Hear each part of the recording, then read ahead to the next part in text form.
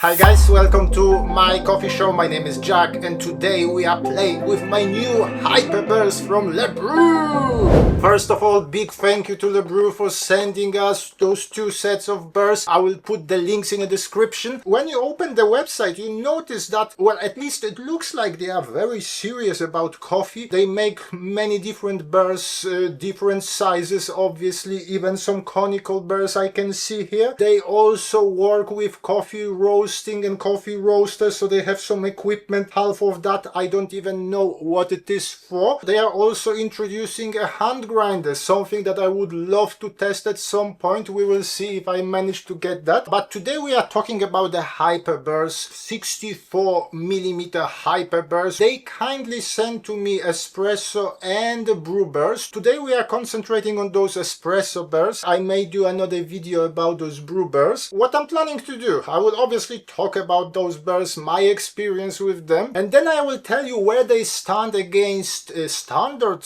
Burrs on my DF64, and we will also compare them with my so far favorite burrs, SSP multi-purpose. By the end, with all the information from this video, you should be able to make your own decision which burr set is the best for you. All you need to do is just click like, sit tight and enjoy. So Lebrew, I hope I pronounced the name of the company correctly. The burrs, they come in a box like so, and I have to say the box looks impressive. Compare it with the SSP multi-purpose burrs, well, I would go for them, just judging by the look. The first surprise, outside you see the burrs they have that titanium copperish color. Inside, when you look at those burrs, they are kind of a silvery gray. When you read through the manual, it says that some burrs are signed rotary and fixed. Some burrs, they may have different number of teeth. If they look the same and there is no sign saying otherwise, there is no distinction between those two burrs. And it looks like those burrs that I got, I couldn't find any sign. They look the same to me. Hopefully I haven't made a mistake. The interesting thing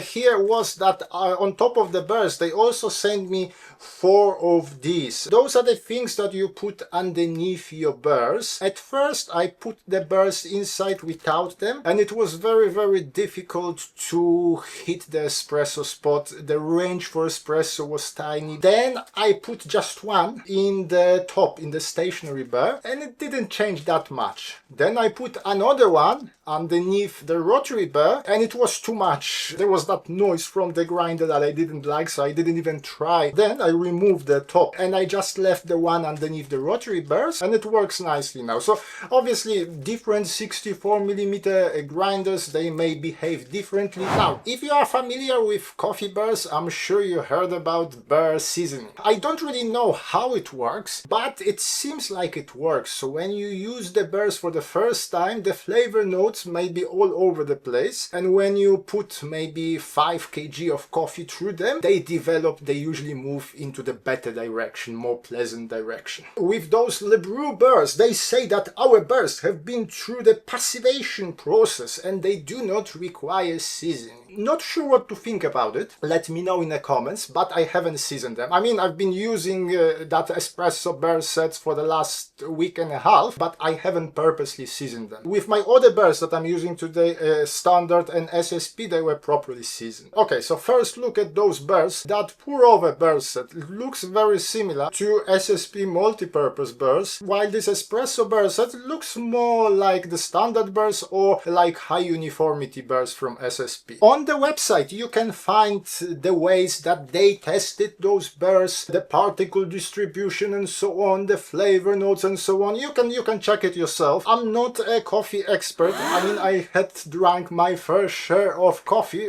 but I'm just a regular person. I can only share with you my own personal experience. So let's start with the Standard burrs. I remember when I first got my DF64 Gen 2, by the way, big thank you to Joe from Espresso Outlet for for sending me this grinder. Check his website, especially if you are in the US. Great guy, great company to buy stuff from. When I first tested that DF64 Gen 2, I was very happy.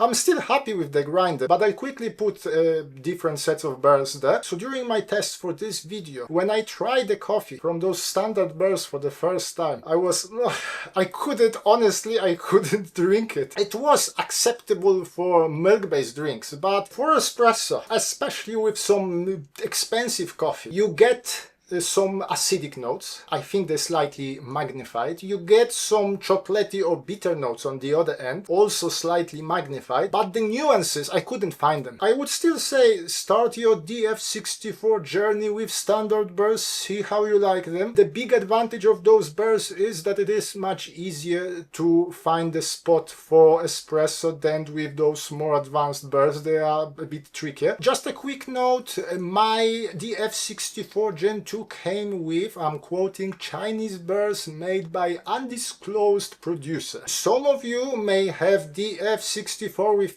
ITA mill burrs. Some of you might have DLC diamond-like carbon coated burrs. Maybe you even have different sets of burrs. So I'm just talking about my Standard burrs in my grinder. So what do you get if you invest that extra, I think, $200 and buy SSP multi-purpose burrs? They give me that nice vibrancy. There is always an action in the cup. There are lots of details. There is juiciness. There is acidity. If you mess up your shot, there will also magnify the unpleasant notes in your coffee. If there are some issues with the coffee itself, they will also magnify those issues. So you may get a cup that will be challenging to drink. But if you hit the spot, if you use right coffee, I would say more light than dark roast with those burrs, it might be one of the best espresso you ever had, especially if you like that fruitiness in your coffee. They can also be used for very nice pour-overs, but today we are concentrating on espresso. But there is a price to pay, $200, correct me if I'm wrong, but something around that. So that's a lot. So is there anything that would be as good as those multi-purpose burrs, but a bit cheaper? We have a very good set of Hyper Burrs here. I'm not sure if they try to emulate those MP burrs. Let me quickly pull a shot of espresso. I already have those Hyper Burrs in my DF64 Gen 2. That slight roast coffee probably won't be looking very good. The most important as always is how it tastes. Just to give you an idea, when I grind for espresso using Standard Burrs, I'm usually around number 10. Using those Hyper Burrs, today I was on the number 8. When I grind the same coffee using SSP multi-purpose burrs, I'm usually at around number 5. Different time of grinding is also something you may notice. So both Standard and Hyper Burrs will take about 11-12 seconds-ish to grind 20 grams of coffee for espresso. Those Hyper Burrs may be a second faster than those Standard Burrs. SSP multi-purpose burrs, on the other hand, can take twice as long. Cheers!